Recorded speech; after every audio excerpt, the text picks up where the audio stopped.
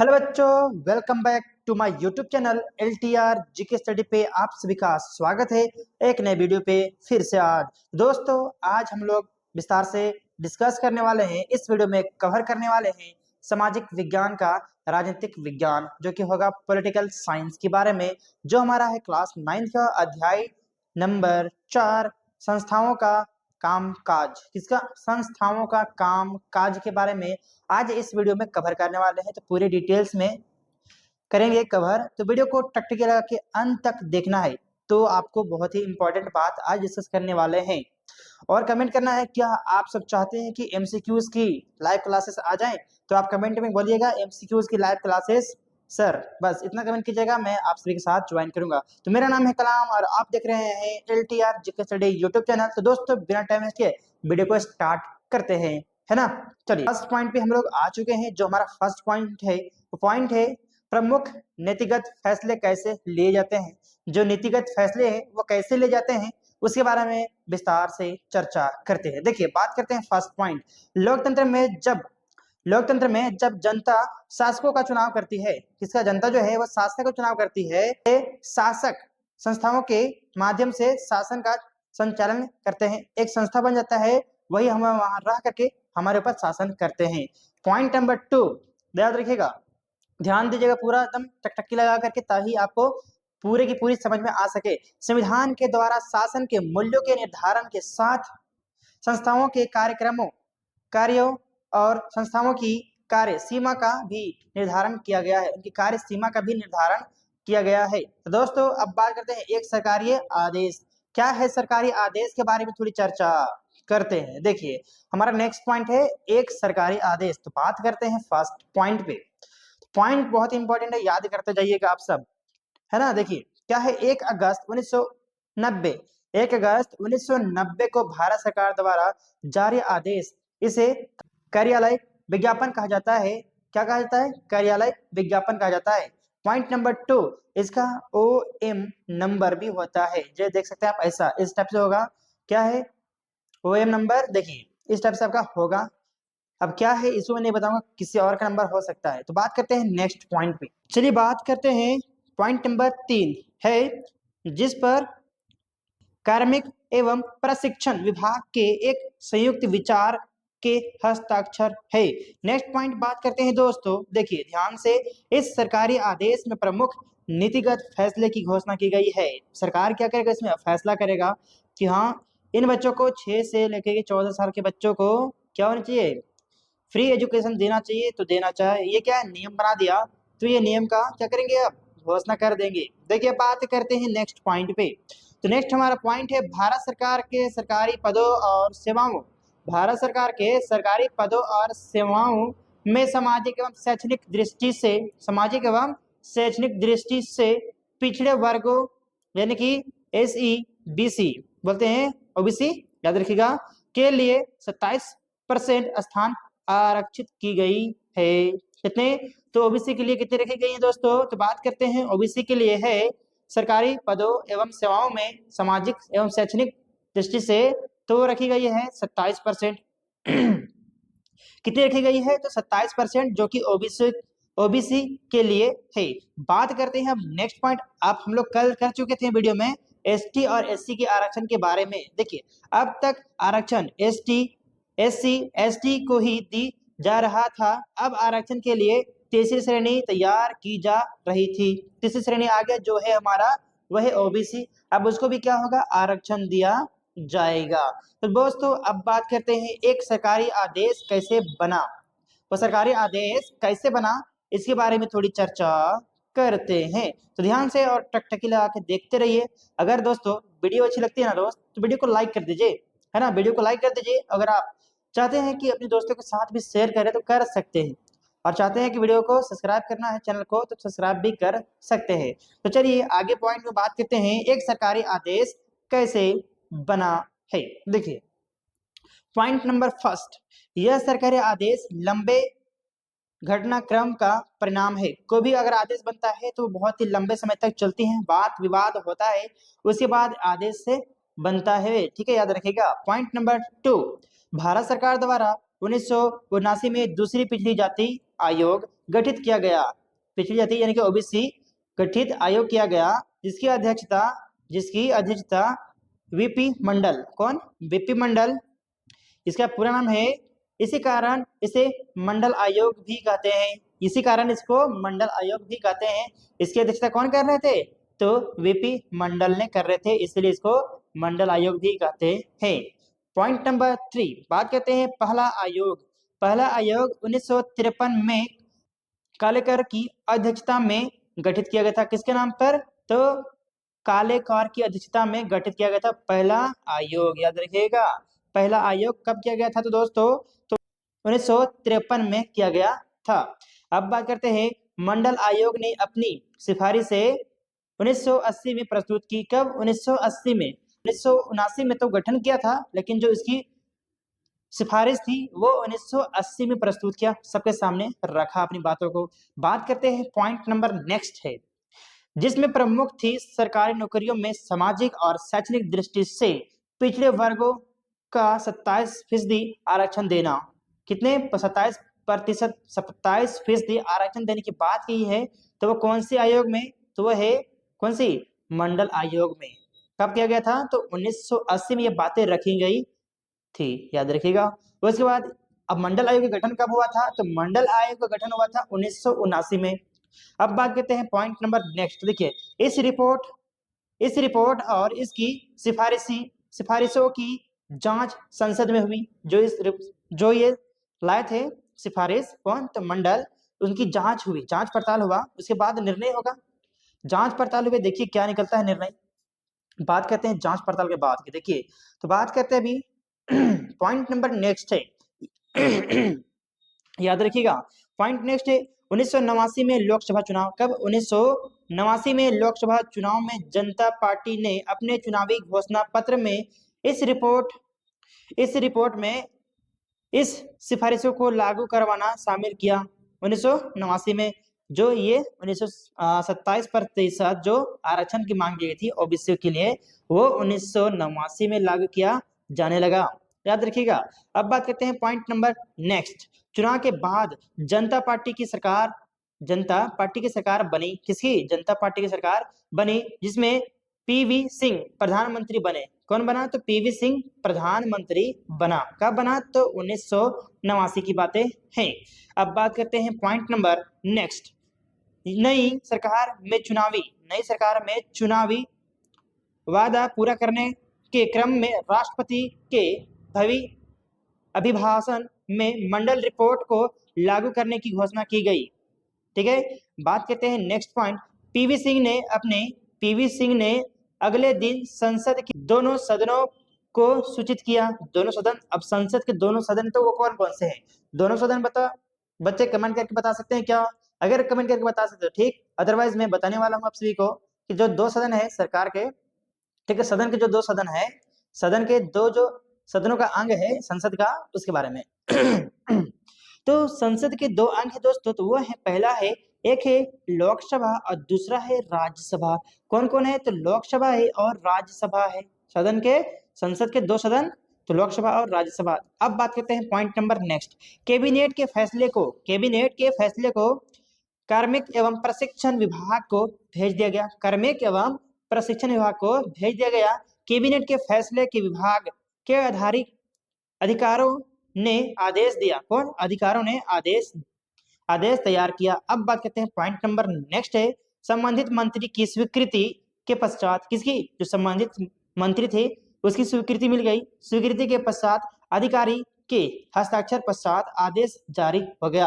अब क्या हुआ? अधिकारी का हस्ताक्षर हुआ और ये जारी हो गया। जो 27% आरक्षण है ओबीसी के लिए, वो क्या हुए? जारी हो गया, शुरू हो गया। बात करते हैं पॉइंट नंबर नेक्स्ट। देखिए क्या है, इस तरह 13 अगस्त 1990 को ओएम नंबर, ये जो नंबर है तैयार हो गई। ये जो नंबर है ओएम नंबर, वो तैयार हो गई। अब बात करते हैं दोस्तों, देखिए अन्य पिछड़ा जाति आयोग के बारे में है। देखिए, तो इसको टकटकी लगा के देखते रहिए। अगर वीडियो अच्छी लगती है ना दोस्तों, तो वीडियो को लाइक कर दीजिए भाई। अरे लाइक करना बोल रहे हैं आपसे, फी थोड़ी मांग रहे हैं। फी मांगते तो कोई बात रहती है, यहाँ पे आपको सिर्फ लाइक करना है, लाइक बस, और लाइक। और अगर अच्छा लगता है तो कमेंट कर दो प्यारा सा मेरे लिए, है ना। तो बात करते हैं अन्य पिछड़ी जाति आयोग के बारे में। देखिए पॉइंट नंबर 1 क्या है, 1979 में गठित हुआ। जो पिछड़ी जाति में कि अन्य पिछड़ी जाति आयोग जो हुआ था, उसका गठन कब हुआ था, 1979 में हुआ। इसकी अध्यक्षता कौन थे, तो वो थे बीपी मंडल। अब इसी की बातें कर रहे थे ना ओबीसी की, तो बीपी मंडल। अब देखिए बात करते हैं नेक्स्ट, 8 दिसंबर 1993 में पूरी तरह से लागू कर दिया गया आरक्षण, जो 27% था उसके बारे में। दोस्तों अब बात करते हैं संस्था, क्या बात करेंगे, संस्था के बारे में। देखिए टकटकी लगा के अंत तक देखते रहिए ताकि आपको पूरी तरह समझ में आ सके। और वीडियो को अगर चाहते हैं नोट बनाना तो आप कमेंट करके पीडीएफ ले सकते हो, अदरवाइज या फिर अपना स्क्रीनशॉट भी लेकर के नोट्स बना सकते हैं, ठीक है। तो बात करते हैं संस्था। तो नागरिकों की आधारभूत सुविधाएं, नागरिकों की आधारभूत सुविधाएं शिक्षा, स्वास्थ्य, सुरक्षा और विकास कल्याण परक सुविधाएं नागरिकों को प्रदान करने वाली व्यवस्था को ही संस्था या संस्थाएं कहा जाता है। याद रखिएगा। इस वक्त कलर चेंज करते हैं ताकि आपको पूरी तरह समझ में आ सके। देखिए मैं इंग्लिश को अंडरलाइन कर रहा हूँ ना, ठीक है।